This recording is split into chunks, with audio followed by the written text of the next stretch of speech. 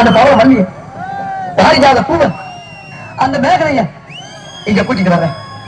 அது வரைக்கும் சத்தமே வரப்படாது. மேகலை மணி மேகலை அக்கா கொஞ்சம்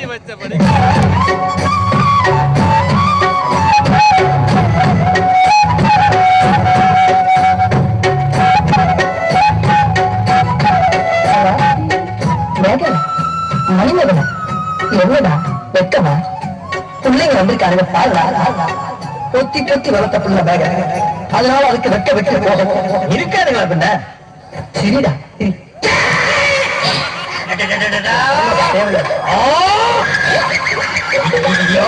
என்ன ஆச்சு? ஒன்னும் பண்ணிட்டியாடா தங்கச்சி?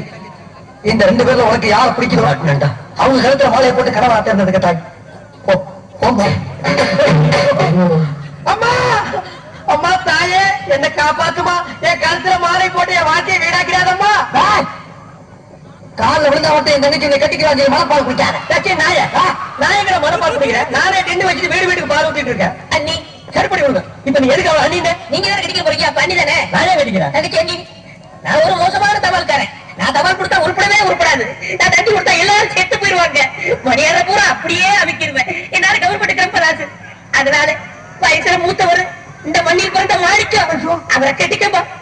அம்மா நான் ஒரு பேமாடிமா, நான் ஒரு புறம்போக்குமா, நான் ஒரு சோமாரி, அம்மா நான் ஒரு கேத்மாரி, நான் ஒரு மொன்ன மாறி, ஐயோ நான் ஒரு தெல்லமாரி, நான் ஒரு முடிச்சாவிக்கு, நான் தந்தையில போறீங்க, நான் ஒரு போராட. இந்த 2 தெய்வத்துல ஏதாச்சும் ஒரு தெய்வத்துக்கு மாலையை போட்டு நீயே தேர்ந்தெடுத்துக்கிட்டாய். போமா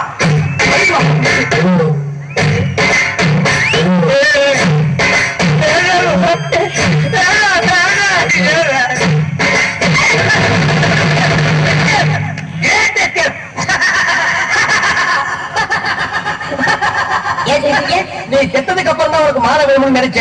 இப்போ உனக்கு மாலை வேணும்னா என்ன அர்த்தம்? நீ ஒரு போன அர்த்தம்.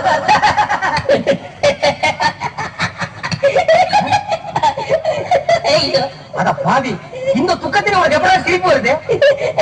இந்த மூஞ்சிக்கே உங்க மூஞ்சி பிடிக்கலையே, இனிமே உங்களை எவன் கட்டிக்கிற போறா? அதை நினைச்சே சிரிச்சேன்.